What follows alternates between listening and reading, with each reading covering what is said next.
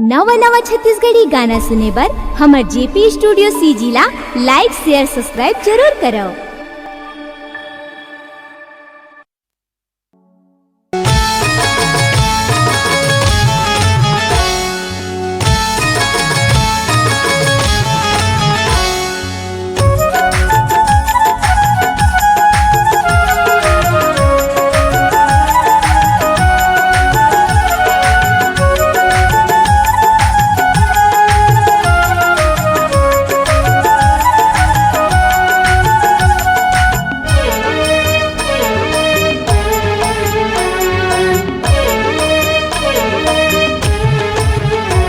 तोर पतली कमर ला लचकाई डारे वो, तोर पतली कमर ला लचकाई डारे वो, ये टूरा मन के मन ला तरसाई डारे वो, ये टूरा मन के मन ला तरसाई डारे वो। तोर पतली कमर ला लचकाई डारे वो, तोर पतली कमर ला लचकाई डारे वो, ये चूरा मन के मन ला तरसाई डारे वो, ये चूरा मन के मन ला तरसाई डारे वो।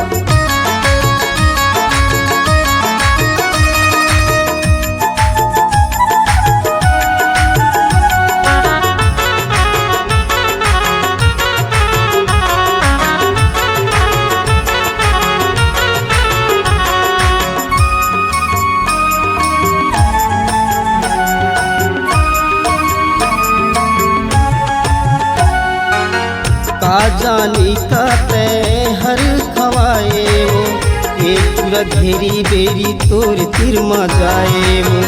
का जानी का तय हर खवाए वो, एक पूरा घेरी बेरी तोर तिर मा आए वो।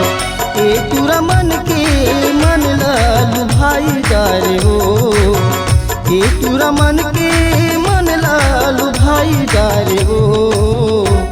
तोर पतली कमर ला लचकाई डारे वो, तोर पतली कमर ला लचकाई डारे वो, ये चूरा मन के मन ला तरसाई डारे वो, ये चूरा मन के मन ला तरसाई डारे वो।